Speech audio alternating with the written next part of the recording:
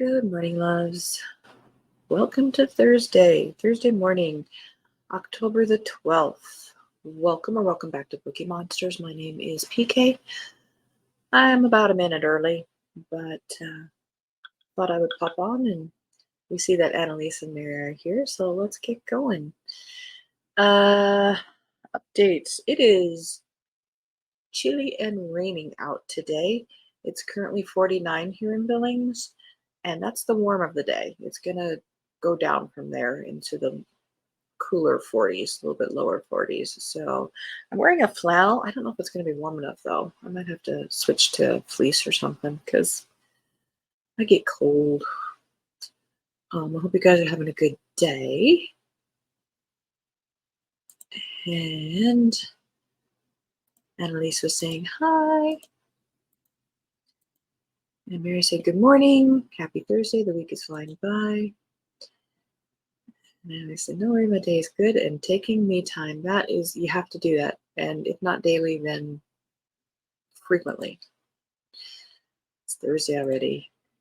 So I had to take Keo to the vet yesterday because his eyes are reacting like allergy always. And so he needed some medicine and weighed him, and he's now 120 pounds. He's an Akita. And we are, now that we've got him living, we rescued him in April and he was in pretty bad shape. So at that point, it was just getting him healthy. Now we have to figure out what is causing this allergy thing with his eyes, because family before us told us he's allergic to chicken, but it's still happening. So there's something else going on there. So he is on an elimination diet. He's just going to eat dog food, one dog food, nothing else, to try to figure out, and it has to go on for like a couple months, and he's already pouting about it because he didn't eat his dinner last night. So anyway, that was the fur child drama so far. Currently I'm listening to Clockwork Angel by Cassandra Clare. It's the first in the Infernal Devices trilogy in her world of demon hunters. So I'm trying to be, if not completely gothic this month. I don't do horror, but at least push my envelope on comfortable reads. And I'm not really into, I don't mind paranormal. I'm just not into the darker side like that, the demons and vampires and stuff like that. So I'm trying. So I'm listening to that, and I got more done on my gift, my Christmas gift that I'm working on, crochet, and it's somebody you both know, and that's all I'm going to say about it. And so I can't show anything, but I've got about 10, 11 inches done so far. So plugging away on that, and I had to switch to a third skein of yarn. Broken a record, never done that before. So yay. I've just never stuck with the project long enough. I've definitely tried to teach myself crochet many times in my life, and nothing has really stuck because I get ooh shiny moments. And but I've just started my third skein of yarn. Go me. So, and physical book, I'm reading Deanna Rayburn's sixth in her Veronica Speedwell series, An Unexpected Peril. So, and I just got from the library Halloween Party from Agatha Christie. I read a few pages. It's not really grabbing me, but I'm not giving up on it yet. Oh, you're good people. You guys are good peoples. I'm reading a Norwegian series of 47 books, and book 8 is Murder Mystery. Ursula Whites and stuff. Cool. Do you read mostly in Norwegian, or I know there's translated works that come over here sometimes, but for actual Norwegian, I hope there's a lot of variety for you. That is one of my regrets. My background is, my heritage is Norwegian, and in college, okay, in college, my second year of college, I transferred to a college here in town, and you had to take a foreign language. And I chickened out and took Spanish, and but they offered Norwegian. I really wish I could have done the Norwegian class. I should have. Ugh, one of the regrets that you have. All right, let us get to. We're going to do fantasy and sci-fi today. No, I read mostly English, but I read this as a teenager. Comfort read, nostalgia read. I'm going to be doing like Nostalgia November, so I'm hoping to do some of those next month. Okay, we're going to skip to this one. It came out Tuesday. Big name in fantasy, Gregory Maguire. He, of course, did the Wicked. That's now a musical, and etc. etc. This is called The Witch of Merricourt. Third in Another Day series or trilogy. Following a confrontation with her reclusive great-grandfather, the one-time Wizard of Oz, Rainery Co., the granddaughter of Oz's Wicked Witch of the West, has re-upped in a mission to settle a few scores and right a wrong or two. Her memory and her passions reviving, Rain turns her gaze back to her native Oz. Though the grimoire which she has cast into the sea retains its arcane power over her, the lover she left behind in Oz proves no less haunting. Traveling companions and Aravis can befuddle a young witch coming into her own, but Rain marshals a steely determination to stare her troubles in the eye and see who blinks first. In the Another Day cycle, a lost young woman grows through a cautious adolescence into an adult state of fervor and daring. Enchantment imprisons and also liberates. Pay heed, pay respect, but above all, pay attention. There you go.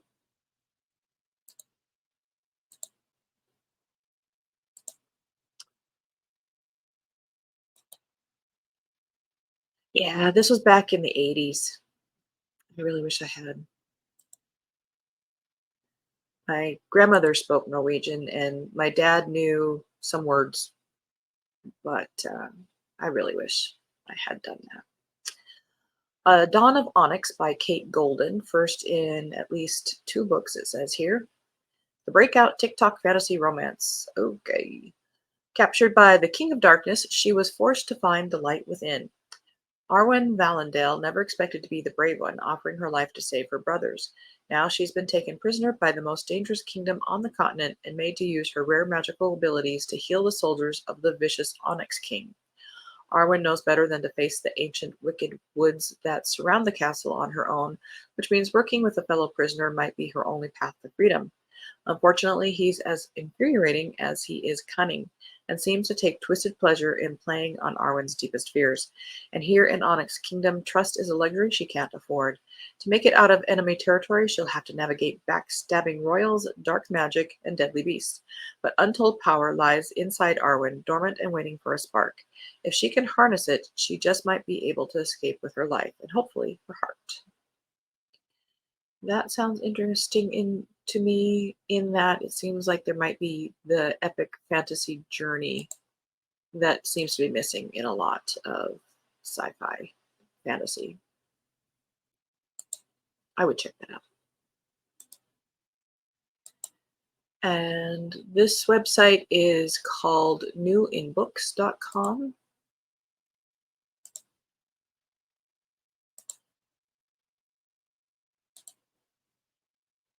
Annalise, glad to hear you're doing fine today.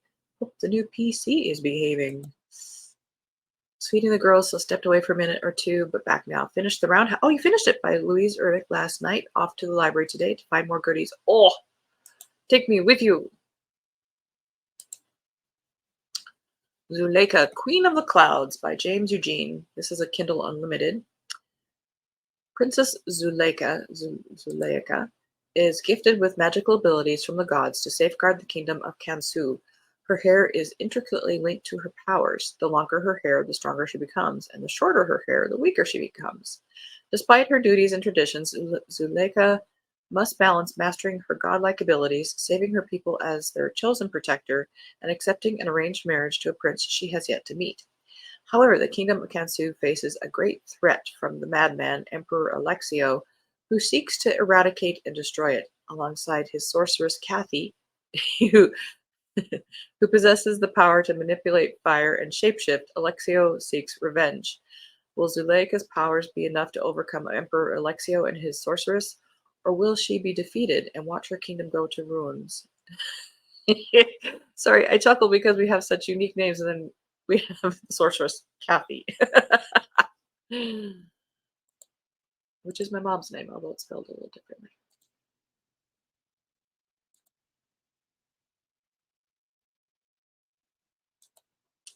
Yes, thank you. It's good. And how are you? Are you getting over your cold? Sub-Zero Quest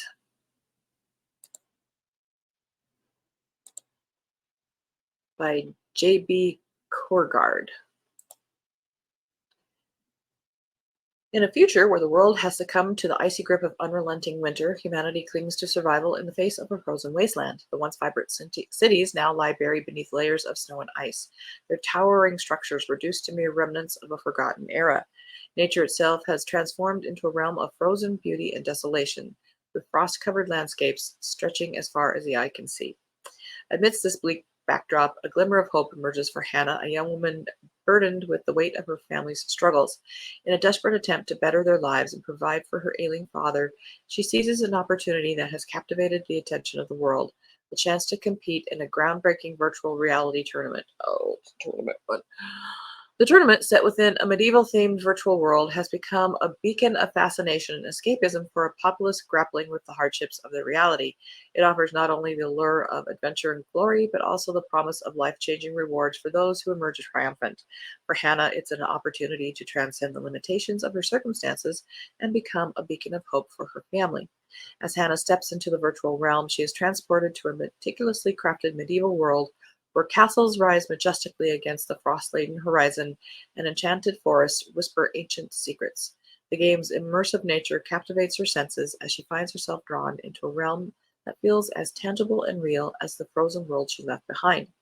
In this virtual reality tournament, Hannah must harness her wit, agility, and strategic thinking to navigate treacherous quests, engage in epic battles, and forge alliances with fellow competitors. As her journey unfolds, she discovers that the virtual world is not merely a source of entertainment, but a reflection of the human spirit's boundless capacity to overcome adversity and create moments of triumph even in the darkest of time. Have you noticed they're giving away the themes like in the description? Driven by her love for her family and desire to alleviate her father's suffering, Hannah embarks on a perilous path, pushing herself beyond her limits to prove her worth in the virtual realm. The world watches in awe as her determination and courage become a symbol of resilience and hope in the face of overwhelming odds. It's like it has to be spelled out for everybody. The Sunlit Man, Brandon Sanderson. I think this is his latest secret project book. I don't read Brandon Sanderson. I know he's beloved. I've tried. It's just not the right time for me, I guess. Not my cup of running. Putting distance between himself and the relentless Night Brigade has been Nomad's strategy for years, staying one or two steps ahead of his pursuers by skipping through the Cosmere from one world to the next. But now, that's not a sentence. It should be comma. Okay, grammar police. But now his powers too depleted to escape. Nomad finds himself trapped on Canticle, a planet that has a planet that will kill anyone who doesn't keep moving. Fleeing the fires of a sunrise that melts the very stones, he is instantly caught up in the struggle between a heartless tyrant and the brave rebels who defy him. Failure means a quick death, incinerated by the sun, or a lifetime as a mindless slave. Tormented by the consequences of his past, Nomad must fight not only for his survival, but also for his very soul.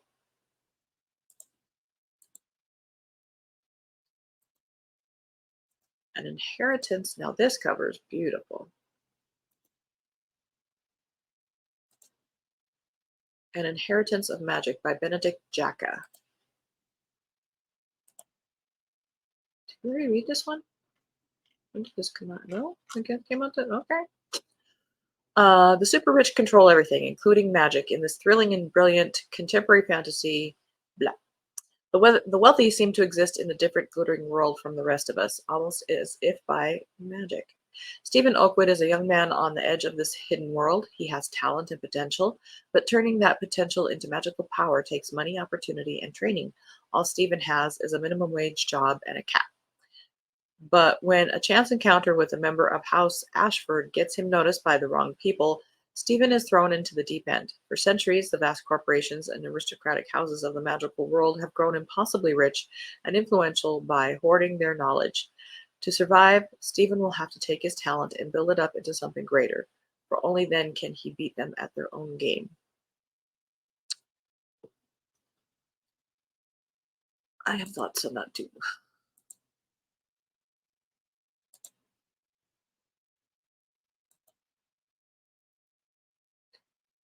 Oh, hey. Hey, Jen, how you doing? Hello. Thank you. Good morning. Mary says she's doing fine. Cold seems, oh, good. Still cough from time to time, but only occasionally. Feeling good and ready to tackle a show. Ooh, we're going to do good on this show. Got everything?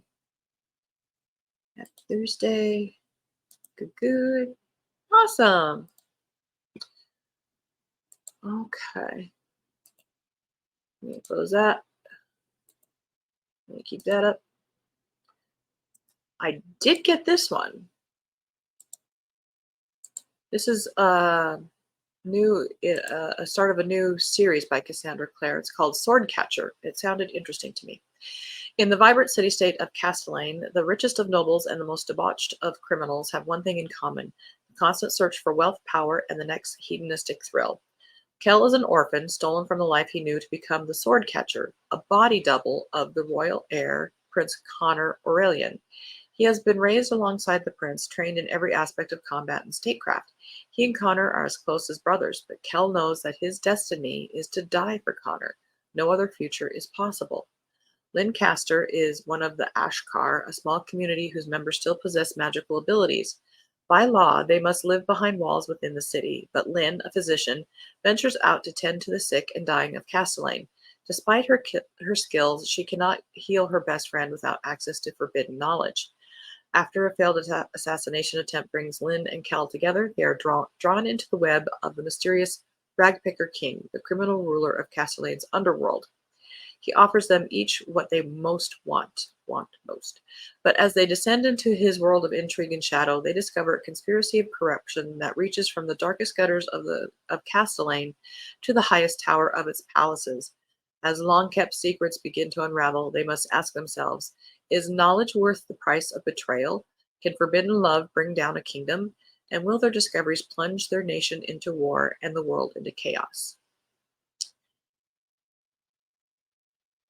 And this brings up possibly, I'm trying to figure out the words to describe what I'm observing here. Compare this book to the description from the previous book, where the corporations are evil and money and power are. These two books are essentially saying about the same themes or topics, but the previous book had to bang it over your head what it is about. Whereas this description of this, it's implied, you know it's there, but it's talking about the story rather than saying these are about evil corporations. I'm not even explaining that right, but I'm sensing just a difference there, and it just bothers me.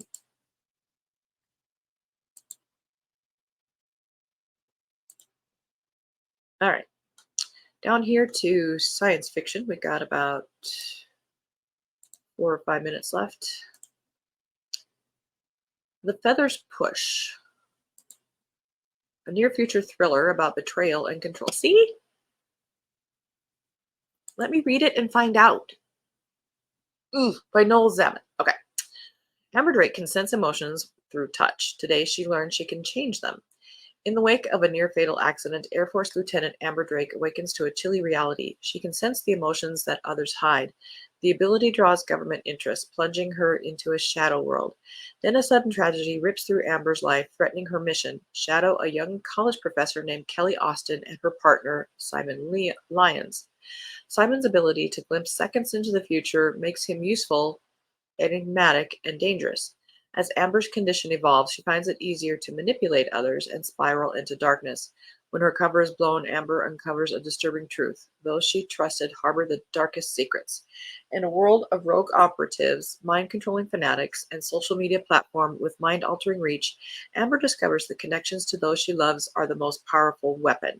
Trust, however, proves elusive, especially when she must rely on Simon Lyons, the man intertwined with her past and capable of her demise. This is a sequel to, doesn't say this is second of, but this is, it says it's a sequel to the Archer's Thread.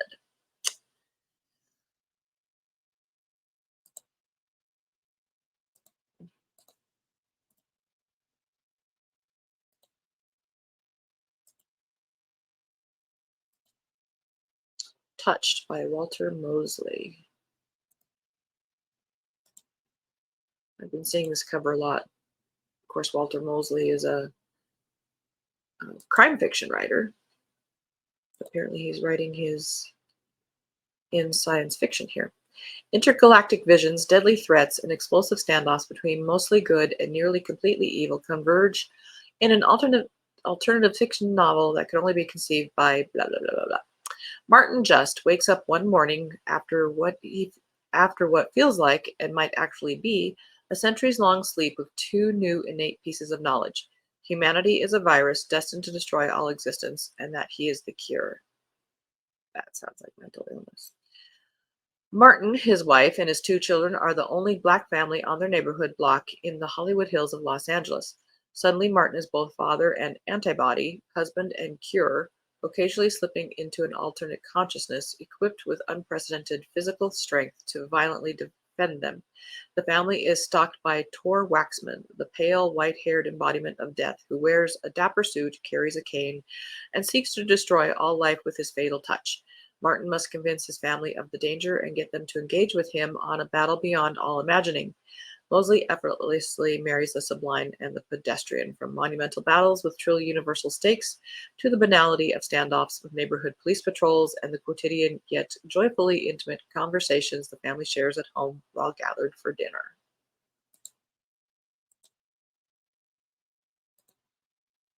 Red River 7 by A.J. Ryan. 7 strangers, 1 mission, infinite horror. Oh, this is horror. Woo, saved.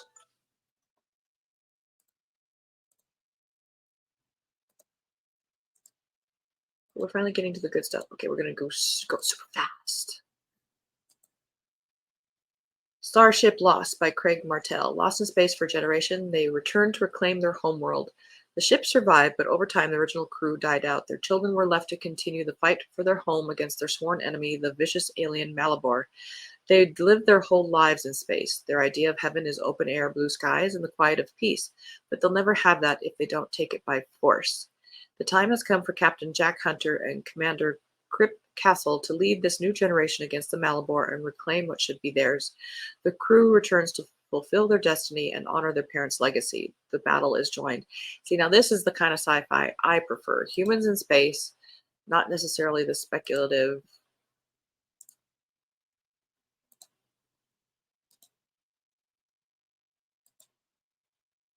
No Man's Land by Elliot Kay, 6th in the Poor Man's Fight. I don't belong in the military. I don't want to belong. Tanner Malone never aspired to heroism. For him, the Navy and the Debtors' War were all about survival. Lately, his life has turned to better days with college friends and a growing relationship. He's not interested when a Union Fleet admiral brings him a mysterious alien threat that he can't turn away. Alicia Wong. Ancient warfare between humanity's alien neighbors threatens to reignite. While tensions rise, the fleet detects a massive alien craft sneaking through human space. The commando team sent to investigate is tough, competent, and straight out of Tanner's worst fears. Surviving this will push Tanner to his limits, and he'll definitely need a note for class. All right, we made it. Let's go to here to finish off the day. All right. That was it for sci-fi and fantasy. Hi, Kay. Welcome. Glad you're here. All right. So tomorrow morning we will be looking at what is tomorrow? Friday. Hey, it's Friday tomorrow. Um, we'll take a dabble into some literary fiction, but also we'll finish up with some cozy mysteries. Tonight there are reading sprints at 6:05 Mountain Time, 8:05 Eastern. They'll go for 2.5 hours. Bring your own book or project, or just meditate, whatever you want to do. I appreciate you guys being here so much. I love doing this. I love looking at the books and having somebody share it with you. So I hope you have a very good day. Take care of yourself. Stay safe, please. Read good books. Um, all that jazz. Take care of yourselves. Hopefully, I'll see you tonight. Bring a friend. Tell people. Let's have a party. All right, everybody. As the banner says, don't be a bookworm, be a bookie monster. Nom nom nom. God bless.